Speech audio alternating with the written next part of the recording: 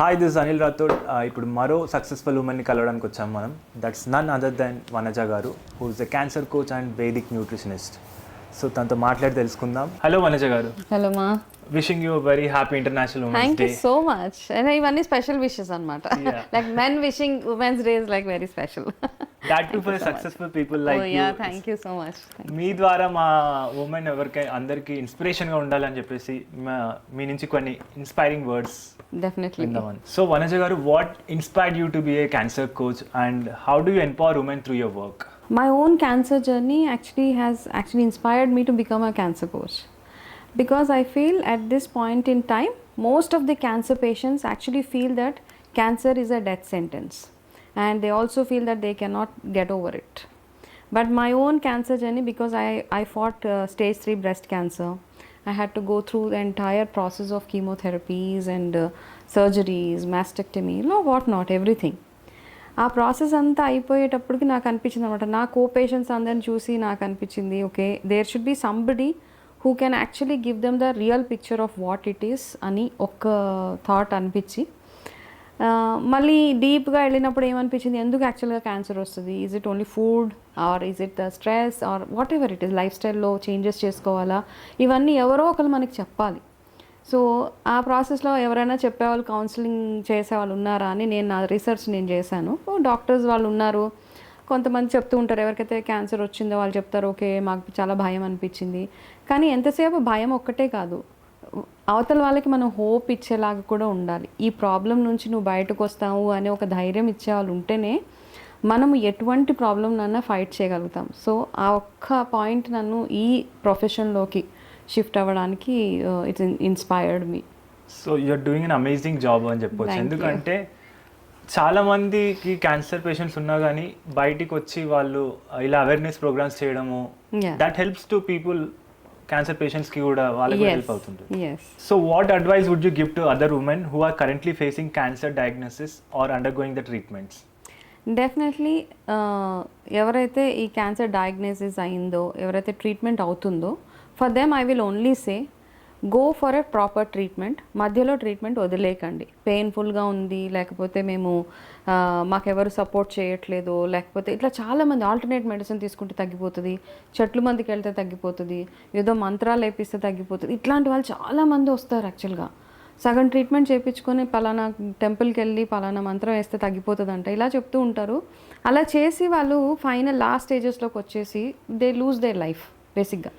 అట్లాంటిది ఏమీ చేయకుండా ఫస్ట్ థింగ్ ఏంటంటే, ఫస్ట్ భయం పక్కన పెట్టేయండి. క్యాన్సర్ ఇప్పుడు అందరికీ వచ్చేస్తుంది. Every house has got a cancer patient. So cancer రాగానే చచ్చిపోతాము, చాలామంది ఇంకా మనం అన్టచబుల్ లాగా చూసేవాళ్ళు కూడా ఉన్నారు ఇప్పుడు ఉన్న సొసైటీలో.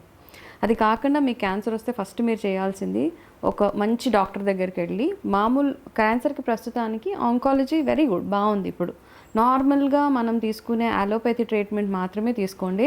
చాలామంది అంటారు చెట్లు మందులు వెళ్తాము, ఇంకో ఏదో ప్లేస్కి వెళ్తాము, అక్కడికి వెళ్ళి లైన్లో నించోవాలి, గంటలు మందులు ఇస్తారు. Don't do all that. దాంతో ఎక్కడ తగ్గిన ఎవిడెన్సెస్ ఏవీ లేవు. కాబట్టి ఫుల్ కంప్లీట్ ట్రీట్మెంట్ కంప్లీట్ చేసేసుకున్న తర్వాత అప్పుడు మీరు ఏదైనా ఆల్టర్నేట్ మెడిసిన్కి వెళ్ళండి. ఇదే నా బెస్ట్ అడ్వైస్. ఎందుకంటే I have seen thousands of cancer patients who come to me and who say we want to shift our medicine to homeopathy, లేకపోతే ఇంకొకటి ఏదో చెట్లు మందుకి వెళ్తాము, లేకపోతే ఎవరో అక్కడ ఏదో మ్యాజిక్ చేస్తారంట, చేతికి ఏదో కడతారంట. ఇవన్నీ ఏది అవ్వదు. క్యాన్సర్ వస్తే ఆ క్యాన్సర్ మీ బాడీలోంచి బయటకు పంపించే ప్రయత్నం ఒక్కటి మాత్రమే చేసుకోవాలి మనం. So you advise doctors are the only one who can help us? Yes. Okay, cancer వచ్చేసిందని తెలిసిన తర్వాత మీరు లైఫ్ స్టైల్లో మార్పులు చేసుకుంటే you will not be able to do anything. రాకముందే మీరు మార్పులు చేసుకుంటేనే మనకు క్యాన్సర్ రాకుండా ఉంటుంది. చాలామందికి డయాగ్నోసిస్ అయ్యాక they will start getting up in the morning, exercise చేయడము, లేకపోతే హెల్దీ డైట్ తినడం. ఆల్రెడీ క్యాన్సర్ ఉంది, మీరు ఇది ఎంత చేసినా తగ్గదు. కాబట్టి ముందే, ఇప్పుడు చాలా వస్తుంది కాబట్టి ముందే మనం జాగ్రత్తలు తీసుకుంటూ లైఫ్ స్టైల్లో చేంజెస్ చేసుకుంటూ మంచి నిద్ర, ఫుడ్, బీయింగ్ హైడ్రేటెడ్, ఇవన్నీ చేసుకుంటూ ఉంటే we will be at least will not fall in to that category of cancer. So being a nutritionist, cancer రాకుండా ఉండడానికి ఏదైనా మంచి ఫుడ్స్ ఏమైనా ఉంటాయా? They is nothing like that. ఇప్పుడు ఈ మధ్య కాలంలో చాలామంది ఇది తింటే క్యాన్సర్ రాదు, అది తింటే క్యాన్సర్ వస్తుంది, లేకపోతే ఇవన్నీ చెప్తున్నారు. ఎక్కడ ఏ ఎవిడెన్సెస్ లేవమ్మా. ఓకే, నా రియల్ లైఫ్ ఎక్స్పీరియన్సెస్తో చెప్తున్నాను. క్యాన్సర్ ఎంత హెల్తీగా ఉన్న వాళ్ళకి కూడా వస్తుంది. మొన్న రీసెంట్గా ఒక yoga instructor got cancer. So you can't help it actually, వాళ్ళకి వచ్చేసింది. కానీ మై అడ్వైజ్ ఈజ్ ఏది తింటే కాదు, మన ఇండియాలో ఏంటంటే మన కల్చర్లో ఒక రొటీన్ ఒకటి ఇచ్చారు మనకి. ఓకే, మన భారతదేశ కల్చర్లో కానీ హిందూ కల్చర్లో ఏంటంటే దినచర్య అని ఒకటి ఉంటుంది. ఆ దినచర్య గురించి we can actually go on and on for 2-3 days. మనం ప్రాపర్ దినచర్య అంటే లేవగానే సూర్యుని చూడడం, ప్రతిరోజు మనం సూర్యోదయాన్ని చూడగలిగితే, తర్వాత 7 o'clock తర్వాత ఫుడ్ ఆపేసి ఉన్న ఆ కొంచెం టైంలో ఎంత హైడ్రేటెడ్గా ఉండి న్యాచురల్గా గ్రో అయ్యే ఫుడ్ ఏదైనా తింటే మాత్రం యూ విల్ బీ హెల్దీ. అయితే నేను చాలా దగ్గరలో చెప్తాను ఏంటంటే, ఏదైనా మనము ఒక తినే పదార్థము అలా విసిరేస్తే, బయట ఏదో భూమిలో అలా వేసేస్తే కొన్ని రోజులకి అవి స్ప్రౌట్స్ వస్తాయి, చెట్లు పెరుగుతాయి. అట్లాంటి ఫుడ్ తింటేనే మనం హెల్దీగా ఉంటాం. మీరు ఏ బర్గరో ఒక చికెన్ పీసో బయట వేసేస్తే అది కుళ్ళిపోతుంది. It's as simple as it అనమాట. So what goes inside you అది పెరగాలి బయట. యాక్చువల్లీ మీరు ఒక మామిడికాయ టెంకాయ వేసేస్తే అది పెరుగుతుంది, పెసలు వేస్తే పెరుగుతాయి, మెంతులు వేస్తే పెరుగుతాయి. So that tells I'm good for your body. So that is how we need to take care of ourselves to avoid cancer. So what advice you would give to young girls and women who are aspiring to pursue their dreams? Okay, I have lot of things to give them, but 1 or 2 things I will tell. First and foremost thing is self care ante skin care kaadu. Lot of people say self care is only skin. It's not external beauty. It's overall ga meer etla unnaru lopal nunchi are you really happy is what matters us. Okay, second thing, health is not only being thin, health is in every size. Even if you are fat, even if you are thin, మీరు హెల్దీగా ఉంటే అదొకటే చాలన్నమాట.